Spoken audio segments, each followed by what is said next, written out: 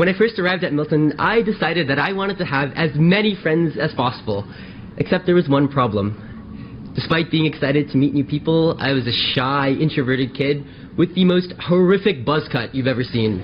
It felt like I was entering a community that had already been created. Every time I entered the dining hall, I felt overwhelmed by the sheer number of unfamiliar faces.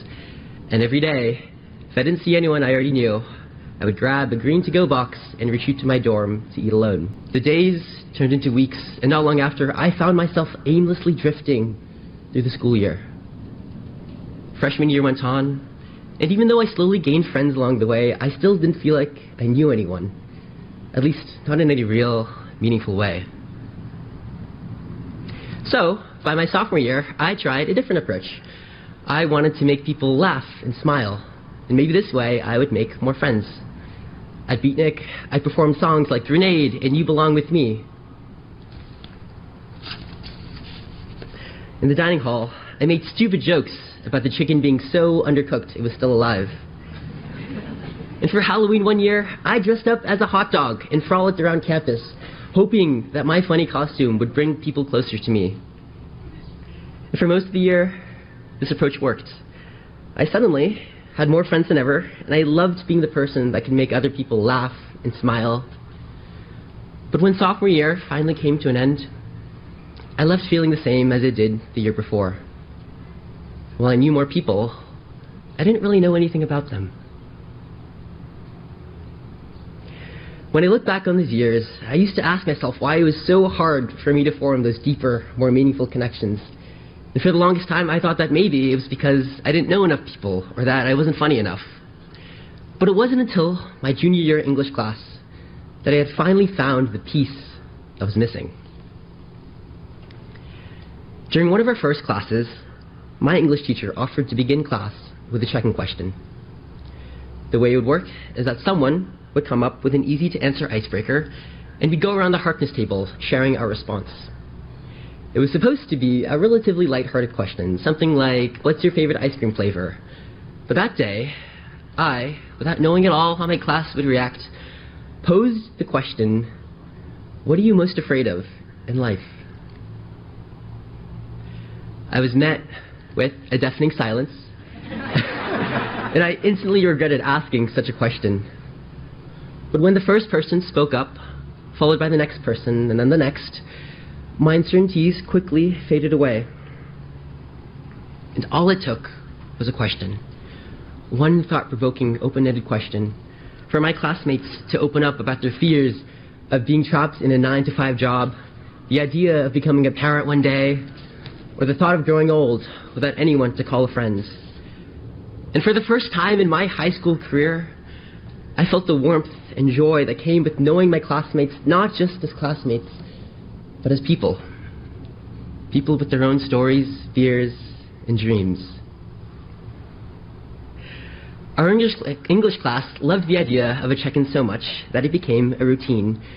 Every day, my classmates would look to me to generate a check-in question, and for the first 5 to 10 minutes of class, we answered questions like, what's the story behind your name? If every job paid the same, what path would you choose? When was the last time you cried? And by the end, I had learned more about the people in that class in a single year than I had learned about my own parents in 18. So when I visited my parents in Indonesia, I started to ask them questions too, about the choices they made in raising me, about religious beliefs I had simply accepted, about the story of how my mom and dad first met. Before asking, I didn't know that my father grew up in a small farming village in Indonesia, didn't actually have a last name until he came to America, that my mother's childhood dream was to become a teacher, or that I was actually named by my 4-year-old sister, whose favorite teacher at the time was Miss Ryan, and so naturally B for boy plus Miss Ryan equals Brian. Growing up, I never saw my parents as more than the roles they played for me as mom and dad. To my younger self, they were just my parents. Only through asking did I fully begin to uncover the dreams they had to set aside, the sacrifices they had to make, but also the incredible gifts they gave me by choosing to raise me here in America. As I look at all the people here today, I wonder about all the amazing rich stories you all have to tell, and how many of them will go forgotten or untold because nobody thought to ask. The single most important thing I learned during my time here at Milton is how to ask a good question. It's in the way we look people in the eye to remind them that we're listening.